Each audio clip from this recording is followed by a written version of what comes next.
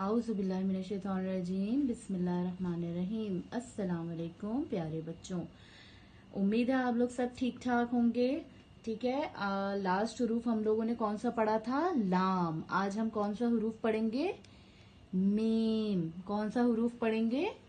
Meme. देखें, आ जाए, चलें देखें मीम कैसे बनाते हैं हम। ठीक है, देखें मीम को हमने ऐसे छोटा सा इधर सबसे पहले छोटा सा सर्कल बनाया और थोड़ी सी लाइन ऐसे करके ऐसे, ये देखिए यहाँ तक लाइन पे आएगा और बाकी मीम लाइन के नीचे आएगा। ये देखिए इस तरह बनाया। ठीक है, आधा मीम ये देखिए ऊपर से थोड़ा सा गोल है और फिर इस तरह से आधा मीम सतर के ऊपर है, आधा मीम सतर के नीचे है। ठीक है, ये आप कॉपी की लाइन पे फॉलो करेंगे इसको। सही है, ये देखें छोटा सा मैंने इधर गोल बनाया। सही है, ये देखें इस तरह बनाया। फिर ये लाइन मैं यूं करके यूं लेकर आई यहाँ तक, फिर मैंने इसको सतर से नीचे ले गई। अगर हम सतर के ऊपर बनाएंगे, अगर बाज बच्चे ऐसे बनाते हैं तो ये क्या हो जाएगा? रॉन्ग। और ये क्या है? राइट। सही है, तो हमें कैसे बनाना है?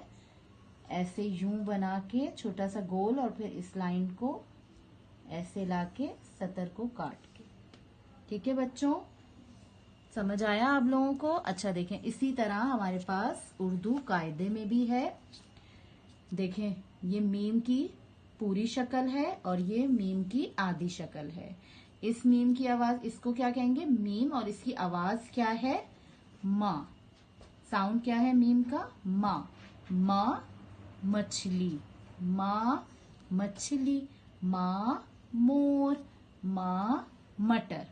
ठीक है, माँ मछली, माँ मोर, माँ मटर।